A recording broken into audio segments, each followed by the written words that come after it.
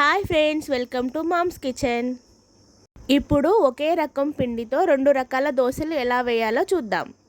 వీడియోని స్టార్ట్ చేసే ముందు ఒక లైక్ చేయండి. 2 గ్లాసుల బియ్యం, 1/2 గ్లాస్ మినపప్పు, 2 స్పూన్ల మెంతులు వేసుకొని కడుక్కొని 3 గంటలు నానబెట్టుకోవాలి. 2 స్పూన్ల అటుకులు కూడా నానబెట్టుకున్నాను. ఇవి వేయడం వల్ల దోశలు క్రిస్పీగా వస్తాయి. ఇవి నానిన తర్వాత వీటిని మిక్సీ జార్లో వేసుకొని గ్రైండ్ చేసుకోవాలి. కొద్దిగా వాటర్ యాడ్ చేసుకొని ఈ కన్సిస్టెన్సీ వచ్చేలాగా మిక్సీ పట్టుకోవాలి. ఇప్పుడు దీంట్లో 1 టేబుల్ స్పూన్ సాల్ట్ వేసుకొని మంచిగా కలుపుకోవాలి. ఇప్పుడు దీనిపైన మూత పెట్టుకొని ఓవర్ నైట్ వదిలేయాలి. ఇప్పుడు దీంట్లో కొద్దిగా వాటర్ యాడ్ చేసి కలుపుకొని ఇలా దోశలు వేసుకోవాలి.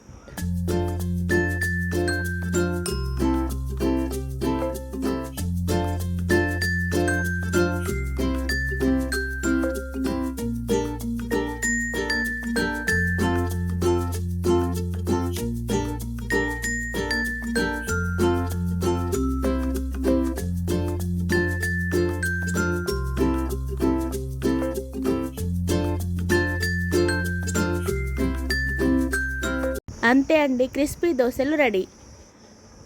ఇప్పుడు అదే పిండితో ఇలా చిట్టి దోశలు వేసుకొని అందులో ఆనియన్స్, పచ్చిమిర్చి వేసుకొని ఆయిల్ వేసుకుంటూ 2 వైపులా కాల్చుకోవాలి. అంతే అండి, చిట్టి దోశలు రెడీ.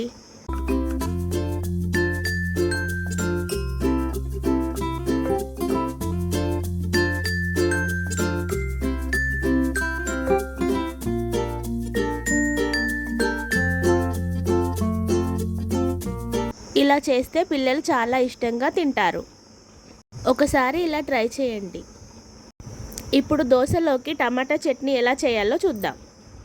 ఇప్పుడు స్టవ్ ఆన్ చేసుకొని ప్యాన్ పెట్టి అందులో ఆయిల్ వేసుకొని ఆయిల్ హీట్ అయిన తర్వాత పచ్చిమిర్చి, ఉల్లిపాయ, టమాటా వేసుకొని మంచిగా వేయించుకోవాలి. ఇప్పుడు ఇవి చల్లారిన తర్వాత మిక్సీ జార్లో వేసుకొని వెల్లుల్లి, జీలకర్ర, సాల్ట్ వేసుకొని మిక్సీ పట్టుకోవాలి. ఇప్పుడు అదే ప్యాన్లో కొద్దిగా ఆయిల్ వేసుకొని ఎండుమిర్చి, పోపు దినుసులు, కరివేపాకు, కొద్దిగా పసుపు వేసుకొని ముందుగా రెడీ చేసి పెట్టుకున్న చట్నీ ఇందులో వేసుకొని కలుపుకోవాలి.